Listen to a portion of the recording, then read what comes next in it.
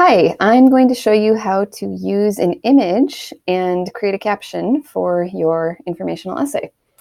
So here we have a picture of Helen Keller and Alexander Graham Bell. This one, Getty Images, is a credible website, so I'm going to use this one. And they actually have a caption already written here for us, which we can use and modify. But of course, we have to give the images credit because I didn't take this picture of Helen Keller and Alexander Graham Bell, so I have to say who did or where I got the image from. So I'm going to do a screenshot, which is a shortcut on an Apple computer is Command Control Shift 4. Make the screenshot. Got it. Then I'm going to go to my essay, and I'm going to go to Insert Drawing. And I'm going to paste it, Command V. And it says Getty Images here. Some people might not like that watermark, but it's okay because it's not my image and it's not really so important right now. So what we can do now is create, you can do insert word art, but actually I've discovered that it looks nicer to create a text box underneath the picture where you want it. And I want to make the text congruent with the rest of my essay. So I'm going to make it Arial font size 12. And I want to make sure that I might make this image a little bit bigger actually. Let's see. And then here in my text box, I want my caption to be a little bit smaller or at least the same size as the picture. So I'm going to copy what they have here and change it a little bit, maybe make it a little bit simpler for the purpose of my essay. And I want to thank Omni for letting me use hers as an example.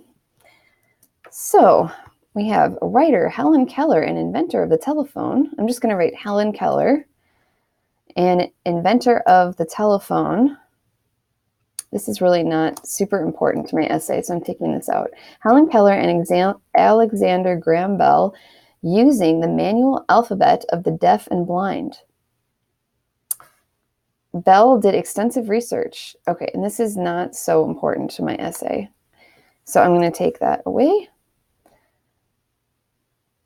And you can see here in the image, I'm explaining, well, not me, but Getty Images explained what this was and why this image was significant. But since you're writing a whole essay, you don't really need to go into that much detail, but you should kind of try to answer the who, what, where, when, why of the picture. So we have who the people are, what they're doing, and when it took place. So this was a picture from 1900. I think it might even have been 1901. So it says here that it was from January 1st, 1900. So I'm going to actually look up this license quickly because I'm curious what it says. It has some keywords here. I would have to do a little bit of research about where this came from to make sure that this is correct. But I'm going to put 1900 because I think it is credible. So 1900. And here I have to give an in-text citation because this is not originally my picture. So I have to give the creator or the person who did this credit. So for now, I'm going to save and close this and look at my works cited page. Scroll down. Here we go. This is the title. Author Helen Keller. Oh no, is this the correct one? Yes. That's the title of the image. I'm going to copy it. And that will go in my in-text citation. So I have to put that in parentheses. I'm done with that. I'm going to scroll back up to the image. You can double click on it to get to the drawing. Double click on this text box again. And I have to do Control V or Command V. You don't want the period right there. You have to put the end quote, parentheses, and then the period. So this is still a little bit, how are we going to do this? I want to make sure that it's size 12, but that it still fits within the image.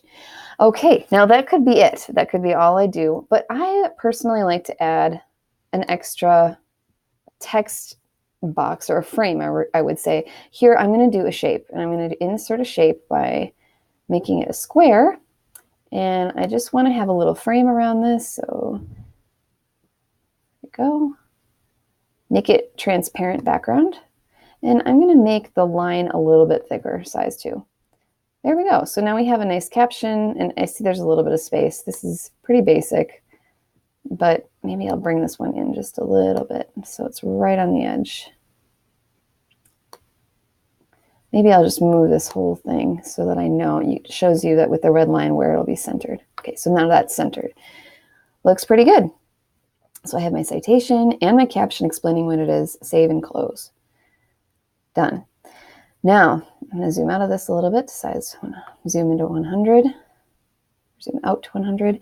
So I'm going to make this a little smaller because it's pretty good, but it actually automatically changes the size of your caption here, so that's nice, and it's quite readable. Now, you can do inline, but it looks pretty nice if you can do wrap text, and I'm not sure if that's what you're supposed to do. I don't think this is really MLA, very strict MLA formatting here, but you can see now you can move the image around and it puts the text around it. What you should do is make sure that it's in line here with your ruler and your margins. You don't want to have it way over here off this page or on the side like this. Make sure that it is within the 1-inch margins. I'm going to put it right here and maybe even bring it down here, like by before the speech. So she's talking, the reason I had this here was actually that this paragraph is talking about water, that how she signed water. And so here you can see how she did manual signing by putting her hand in Alexander Graham Bell's hand, and they're communicating with each other that way. Okay, that's it.